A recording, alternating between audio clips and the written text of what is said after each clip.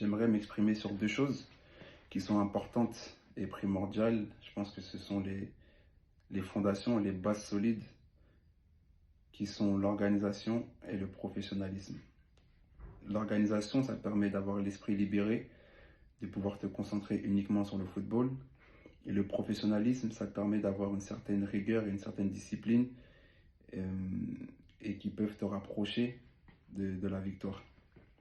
Le but n'est pas de cibler une ou deux personnes du doigt ou bien de dire c'est la faute d'un tel ou d'un tel, c'est vraiment d'essayer de trouver des solutions pour qu'on puisse avancer tous ensemble.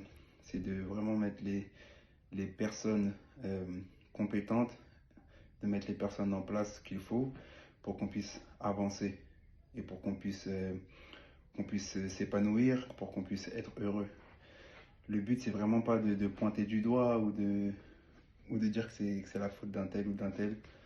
On est vraiment dans une optique dans une optique positive, dans une optique où on veut avancer.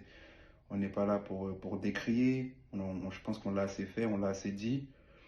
Donc je pense pas que ce soit maintenant la solution. Je pense que maintenant la solution c'est de vraiment trouver la formule pour qu'on puisse tous avancer, pour qu'on puisse tous aller vers des issues positives. Comme je l'ai dit, on a vraiment une génération très très talentueuse et je pense qu'on pourrait tirer beaucoup plus de cette génération et de ces joueurs. Et on pourrait aussi ramener de nombreux joueurs qui, je pense, ferment la porte à la sélection dû au manque d'organisation, de professionnalisme et d'écho que ces joueurs peuvent avoir. Mais je pense que si tout était en ordre, je pense que de nombreuses personnes seraient très disponibles à venir jouer pour la sélection et faire de grandes choses. Et malheureusement, on est privé de ça un peu par rapport à nos résultats et nos performances, mais je pense pas que ce soit le plus, je pense pas que ce soit la partie la plus importante. Je pense que c'est plus par rapport à la direction que la sélection prend, par rapport aux choix qui sont faits, par rapport, comme je l'ai dit, à l'organisation et le manque de professionnalisme. On y revient encore malheureusement, mais je pense que c'est par rapport à tout ça euh, qu'on n'avance pas, parce que de retard, surtout je pense au niveau de l'organisation, surtout ce qui concerne les voyages. Ça peut être les voyages après nos matchs en club, lorsqu'on vient en sélection, on peut recevoir les billets d'avion à 2 heures du matin en sachant que le vol est à 9 heures. Donc déjà, nous, dans notre tête, on est un peu stressé parce qu'on ne sait pas à quel moment on va voyager. Ça peut être l'organisation des voyages pour aller jouer les matchs. Par exemple en Zambie, où on doit jouer à 17 heures et on arrive en Zambie à 5 heures du matin. Donc c'est de un manque d'organisation et de 2, un manque de professionnalisme. On peut parler aussi des conditions dans lesquelles nous venons. Euh, Comme je l'ai toujours dit, on a un magnifique stade à Kintele.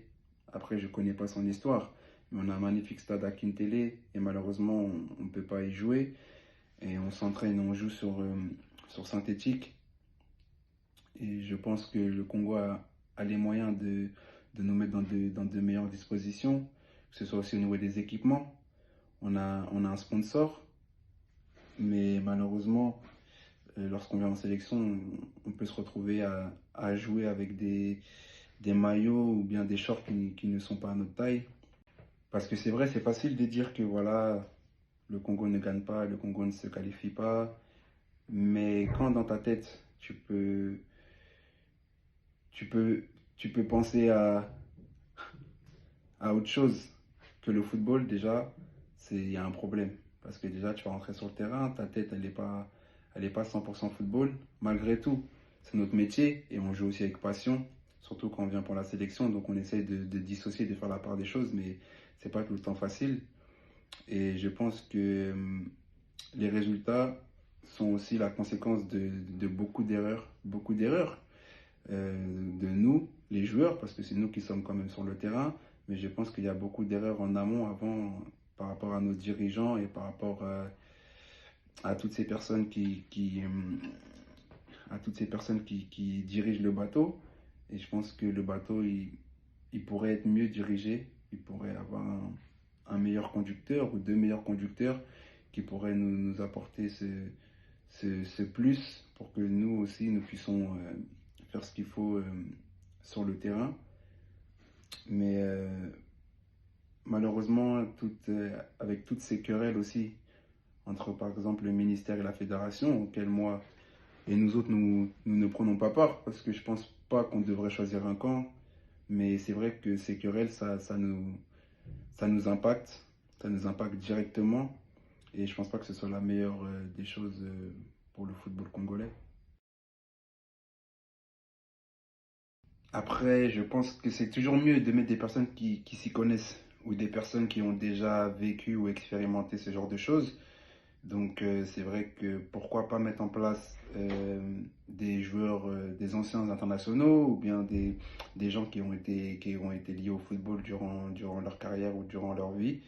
Et je pense que ça pourrait beaucoup aider parce qu'ils auront un œil déjà plus professionnel avec une expérience euh, différente d'une personne qui n'a jamais côtoyé ce genre de milieu.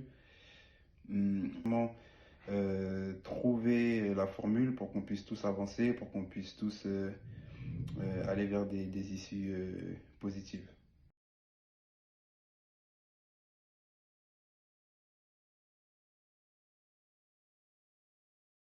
Je pense que nous n'avons rien à envier en termes de footballeurs, que ce soit à l'Europe, à l'Amérique du Sud, à l'Océanie ou bien à l'Asie. Mais je pense que ce qui nous manque, c'est vraiment l'organisation et le professionnalisme. Et je pense que certaines nations l'ont compris. Et il n'y a pas de magie. Et on peut voir que les résultats sont bien meilleurs lorsque les équipes africaines affrontent des équipes européennes, par exemple. On peut le voir aussi à la Coupe du Monde avec le Maroc. Mais on peut voir aussi des nations comme le Sénégal. On peut voir des nations comme la RDC qui se sont beaucoup améliorées. Après, bien sûr, il y aura toujours des petits pépins, il y aura toujours des petits défauts, mais au moins on peut constater un avancement. Et ça, c'est quelque chose que je ne constate pas depuis mon arrivée en sélection en 2019. Et c'est vrai que c'est triste et c'est malheureux parce on a un vivier qui est immense. Je pense on a des talents immenses et ça serait vraiment dommage de passer à côté de quelque chose. Hum, Personnellement, en tout cas, ça serait vraiment dommage. Mais après, voilà, il faut aussi penser aux générations futures, préparer l'avenir. Et je pense qu'il est temps de taper du poing sur la table pour que les choses puissent changer. Donc je pense que pour que l'avenir soit radieux, je pense que il est important que tous les postes soient occupés par des gens dévoués, des gens qui ont envie de faire avancer la sélection, des gens organisés et professionnels. Je pense que c'est très important de connaître son domaine et de mettre ce type de personnes en place pour que l'avenir soit meilleur, je pense, pour nous tous. Mais le plus important, c'est que vraiment on puisse apprendre de nos erreurs, aussi regarder à l'extérieur ce qui se fait de bien, sans fierté, sans orgueil. Et je pense que c'est vraiment qu'on soit tous unis, tous main dans la main, qu'on prenne tous la même direction, qu'on ait un projet avec les mêmes idées.